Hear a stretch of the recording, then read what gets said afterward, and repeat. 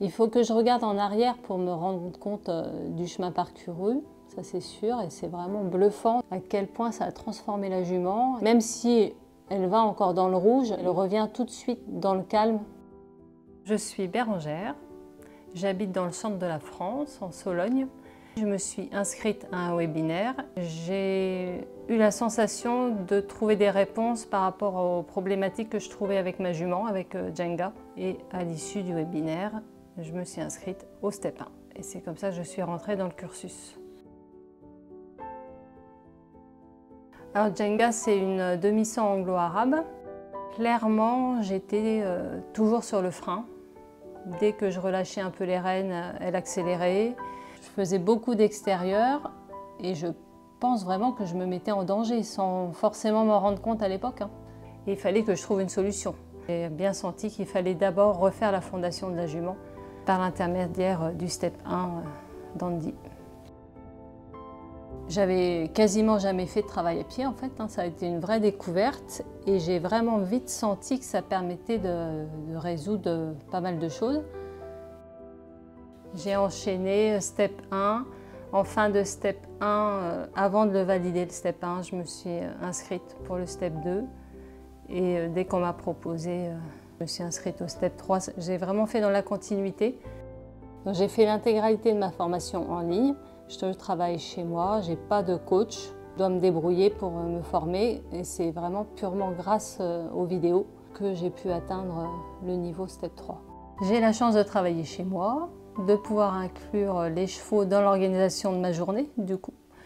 Donc le matin, il y a un créneau qui est vraiment réservé au travail des chevaux. Je faisais les défis avec mes 3 chevaux. Ils sont très différents en plus. Et sinon, les vidéos, je les regardais le soir.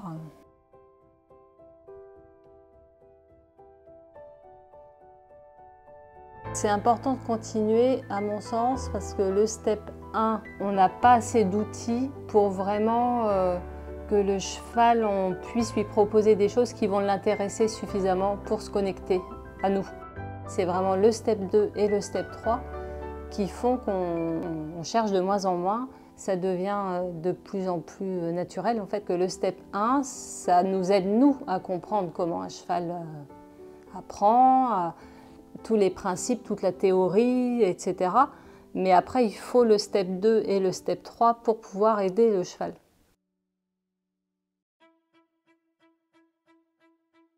Monter, au départ, ça a été long. Ça a été d'obtenir de pouvoir monter rêne longue à l'école. Ça a été très très long. Vraiment, un nombre de répétitions.